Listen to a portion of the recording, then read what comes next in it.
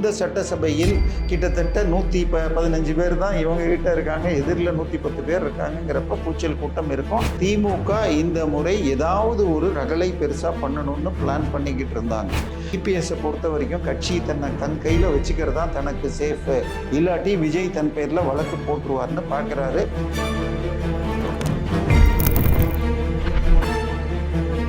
வேலுமணிக்கு பதிலாக செந்தில் பாலாஜியை அதிமுகவில் சேர்த்துக்கிட்டா அமித்ஷா, பாஜகவும் அதிமுக கூட்டணி இருக்கிறதுனால தான் காப்பாற்றப்படுவேங்க.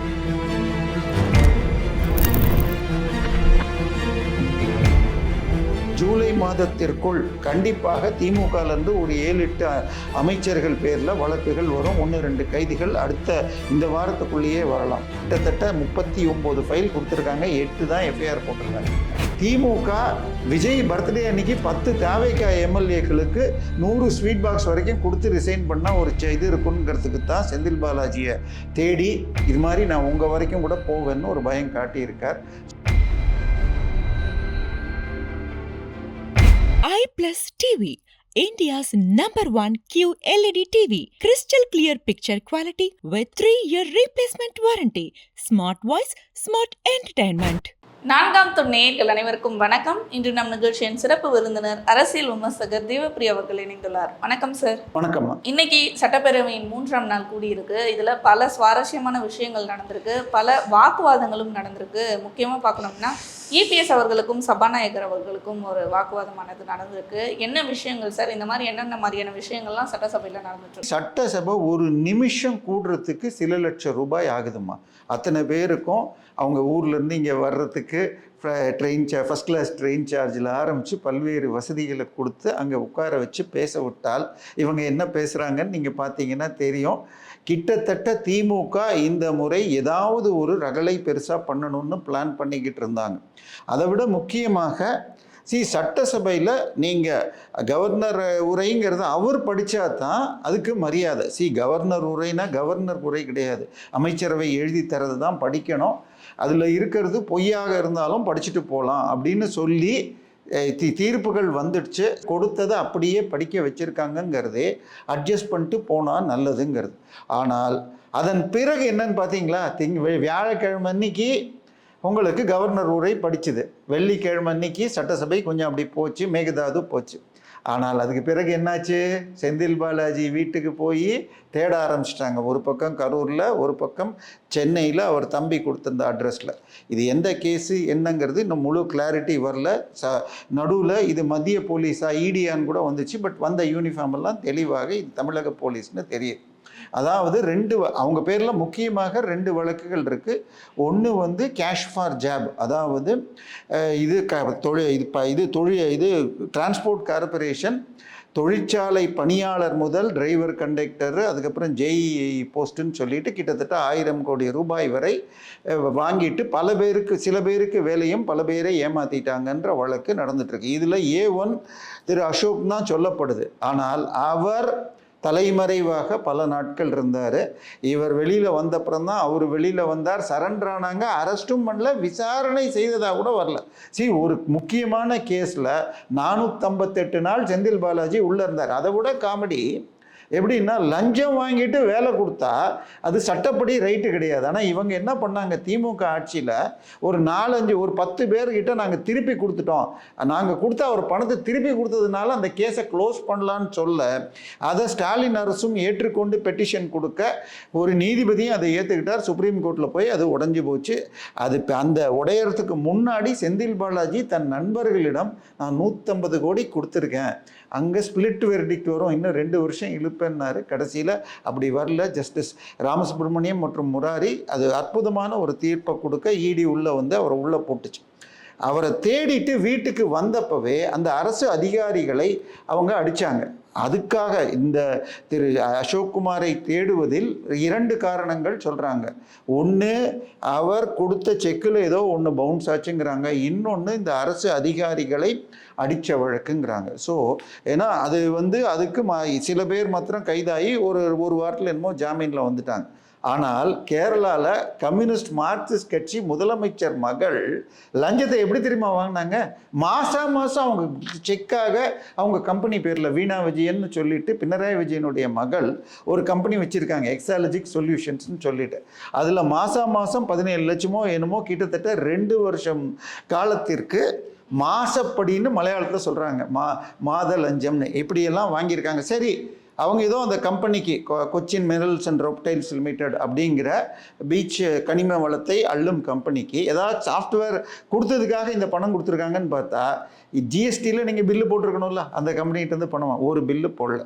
ஸோ அந்த ரெய்டு நடந்துட்டுருக்கு, அதுக்கு அவங்க விசாரிச்சுட்டு இருக்காங்க. ஆனால் இப்போ செந்தில் பாலாஜி அவர்கள் எங்கே அப்படின்ற ஒரு கேள்வி இல்லை, இதில் தான் முக்கியமான விஷயம் இருக்குது. இப்போ ஆட்சி மாறிடுச்சு, விஜய் தலைமையில் தாவேகா ஆட்சி வந்துருச்சு. சரி, இவருடைய கேஷ் ஃபார் ஜாப் ஸ்கேம் வழக்கு என்று சொன்னால் அது டிவிஎஸ்சியில் இருக்குது. அதே நேரத்தில் டிவிஎஸ்சியிலேருந்து சிபிஐக்கு இதை பொறுத்த வரைக்கும் அதுக்கு பேர் என்ன சொல்கிறது, டிரான்ஸ்ஃபார்மர் ஊழல் வழக்கு இதுக்கு போயிடுச்சு, சிபிஐக்கு போயிடுச்சு. ஸோ இப்போ கேஷ் ஃபார் அதை தவிர இதற்கு மேலும் பல ஊழல்கள் பற்றிய குறிப்புகள் திரு அரப்போர் ஜெயராமன் கொடுத்துருக்காரு, டிவிஎஸ்சியில் இருக்குது. ஸோ டிவிஎஸ்சி இவரை வீட்டில் தேடிட்டு வரப்போகுதுன்னு கரூர்லேயோ அல்ல சென்னை வீடுகள்லையோ இவரும் இல்லை அவரும் இல்லைன்னு சொன்னால் யார் லீக் பண்ணது? திமுகவினருக்கு நட்பான போலீஸ் அங்கே உள்ளே இருக்கா? ஏன்னா டிவிஎஸ்சி டைரக்டராக தற்போது நியமிக்கப்பட்டுள்ள திரு ஐபிஎஸ் அருண் அவர்கள், அவர் திமுகவுக்கு ரொம்ப நெருக்கமாக இருந்தவர். இப்போ செந்தில் பாலாஜி கரூர் வீட்டுக்கு போனாலும் ஆள் இல்லை, இங்கே அவர் இருக்கிற மெட்ராஸ் வீடுகள்லையும் இல்லைன்னு சொன்னால் லீக் ஆச்சு, யார் மூலமாச்சுன்னு தெரியல. செந்தில் பாலாஜி அவர்கள் தலைமறைவாக இருக்காரா? சட்டப்படியாக அவர் தலைமறையில் தான் இருக்காங்க. ஏற்கனவே 458 நாள் அவர் ஜெயிலில் இருந்தப்போ 3 கண்டிஷன் தான் அவரை வெளியில் விடமாட்டேன் ஜாமீன் கொடுக்கறதுக்கு மறுத்தாங்க. முதலாவது கண்டிஷன் அரசு ஊழியர்களை அடித்தது, இப்போ அதில் தான் இவங்களை தேடுறாங்கன்னு தெரில. 2வது கண்டிஷன் அவருடைய தம்பி தலைமறைவாக இருக்கார். 3வது அவர் ஒரு எம்பி மந்திரியாக இருந்தார், மந்திரியை ராஜினாமா பண்ணப்புறம் தான் கொடுத்தாங்க. ஸோ இப்போ விஜய் நம்ம போன ஒரு 10 நாள் முன்னாடி பேசணுமே, 18ஆம் தேதிக்கு முன்னாடி செந்தில் பாலாஜி மற்றும் இன்னொரு அமைச்சர் கூட கைதாக வாய்ப்பு இருக்குன்னு சொன்னோம். பட் விஜய் என்ன பிளான் பண்ணார்னா, கண்டிப்பாக இவரை வச்சு கவர்னரை வச்சு பேச வைக்கணும்னு அதை தள்ளி போட்டார். ஆனால் அதுக்குள்ளே லீக் ஆகி இவங்க எங்கேயோ போயிட்டாங்க. ஒரு சின்ன பத்திரிகையாளர் சொல்வது, கூர்கில் போன மாதம் ஒரு 15 நாள் முன்னாடி ஸ்டாலின் அவருடைய மாப்பிள்ளை மற்றும் உதயநிதி ஃபேமிலியோடு அங்கே அங்கே இவர் தங்கிறதுக்கு வேறொரு ஏற்பாடுகள் நடந்திருக்கா. சரி, செந்தில் பாலாஜி அதிமுகவிற்கு தாவுவதற்கு தயாராக இருக்கிறார் என்றும் சொல்லப்படுகிறது. தாவேகா வேண்டான்னு சொல்லிட்டாங்களாம். ஸோ இப்பொழுது இன்னைக்கு காலையில் மேகதாதுவை பற்றி சட்டசபையில் பேசுறதுக்கு உள்ளன்னு சொல்லிட்டு அதிமுகவினர் வெளிநடப்பு செய்த பொழுது 4 எம்எல்ஏக்கள் வெளியில் போகலை.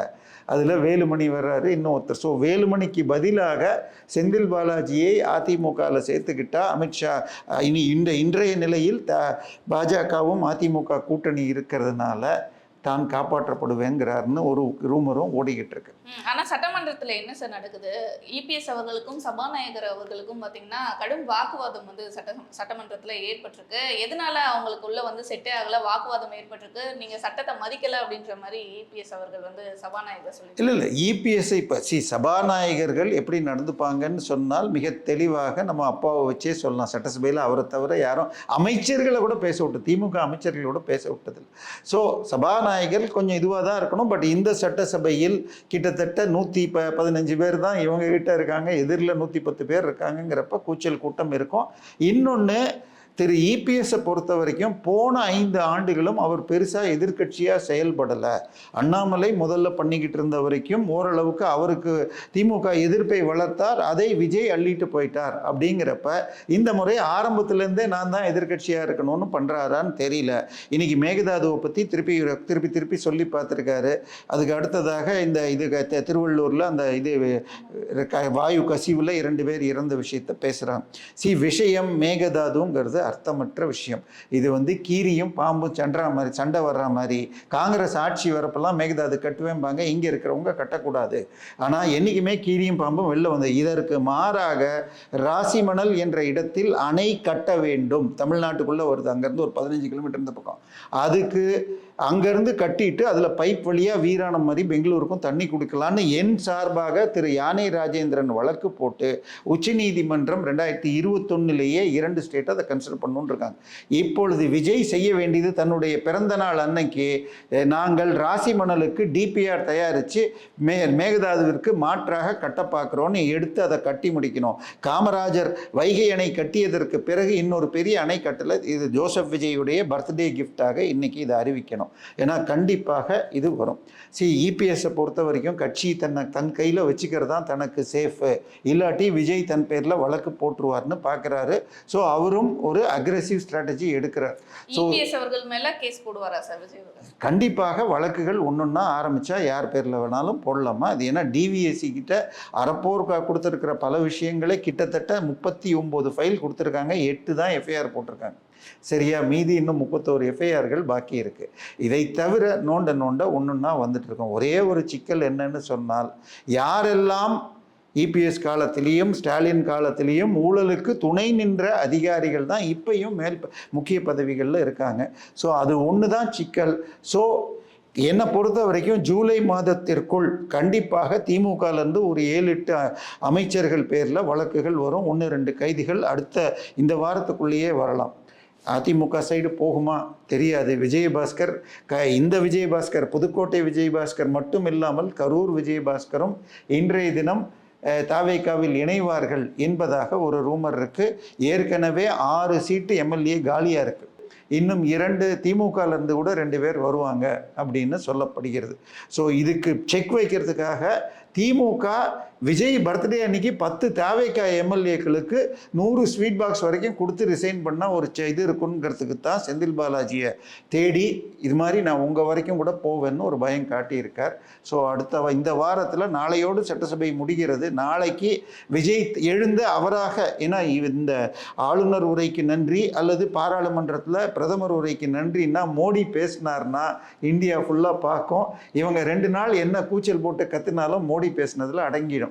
ஆனால் போன முறை கூட உதயநிதி சில விஷயங்கள் சோஃபா மாடல்னு சொன்னதாக இருக்கட்டும், பல விஷயங்கள் அவர் பேசியது அட்லீஸ்ட் அவர் பெரிதாக நமக்கு இப்போ இது பண்ணலன்னா கூட அவருடைய கட்சிக்காரர்கள் தலைவர் நல்லா பண்ணிட்டார் அப்படிங்கிற மாதிரி இருந்தது. வேற விஜய் கொடுத்த பதில் அவ்வளவு திருப்தியாக இல்லை. நாளைக்கு விஜய் என்ன பண்ண போறாருன்னு. ஆனால் இன்னைக்கு எதிர்கட்சியினர் பேசிட்டு இருக்க நேரம் உதயநிதி அவர்கள் என்ன பேச போறாரு, பேசுவாரா சட்டமன்றத்தில்? இல்லை, நிச்சயமா ஆளுநர் உரைக்கு எதிர்ப்புங்கிறப்ப அதில் ஒன்றுமே இல்லை, நீங்கள் இவ்வளோ ப்ராமிஸ் கொடுத்தீங்கன்னு நிற்கும். ஏன்னா இப்போ நீங்கள் என்ன சொல்லிலாம் வந்திருக்கீங்க, 6 சிலிண்டரு 2500 ரூபா மாதம் தரேன், பஸ்ஸு தமிழ்நாடு ஃபுல்லாக ஃப்ரீ, இதெல்லாம் இதில் எதுவுமே பண்ணல அப்படிங்கிறது இதில் இல்லை அப்படின்னு சொல்கிறது. அதை தாண்டி என்ன சிக்கல்னால் அந்த வெள்ளை அறிக்கையில் பல விஷயங்கள் இருக்குது. அதை இன்னும் கொஞ்சம் எலாபரேட் பண்ணாங்கன்னா திமுக வாயை மூடிக்கிட்டு இருக்க வேண்டியிருக்கும். ஸோ உதயநிதி லைட்டாக பண்ணுறாரா, திமுகவுக்கும் தவேகாவுக்கும் ஏதாவது ஒரு அண்டர்ஸ்டாண்டிங் வந்துருச்சா, இதெல்லாம் இன்றைக்கி நடக்கிறது. இன்றைக்கி நாளைக்கும் அவங்களுடைய நேரம், நாளை மதியானம் வரைக்கும். அதுக்கு பிறகு விஜய் பேசுவார். இதில் எப்படி ஆக்ட் பண்ணுறாங்கன்னு பார்த்தால், எப்படி முந்தா நேத்திக்கு RS பாரதி நாங்கள் 2 பேர் பங்காளிகள் அப்படின்னு அதிமுகவை சேர்த்துக்கிட்டா மாதிரி இப்போ என்ன பண்ண போகிறாங்க. நேத்தைக்கு கம்யூனிஸ்டுகள் என்ன சொல்லியிருக்காங்க, தற்போது ஒரு ரூமர் பாஜகவோடு திமுக நெருக்கம் காட்டி இது பெண்கள் ரிசர்வேஷன் மற்றும் டீலிமிட்டேஷனுக்கு ஆதரவு கொடுத்தால் நாங்கள் எதிர்ப்போன்னு இன்னைக்கு பிரவீன் சக்கரவர்த்தியுடைய பேச்சு இன்னைக்கு பேப்பரில் இருக்குது. ஸோ இதெல்லாம் பெரிய மாற்றங்கள் தரும். இதனுடைய ஹிண்ட் இன்னைக்கு நாளைக்கும் சட்டசபையில் தெரியும். கண்டிப்பாக சார், தொடர்ந்து பேசுவோம் பல நிகழ்வுகளை பற்றி. நன்றி.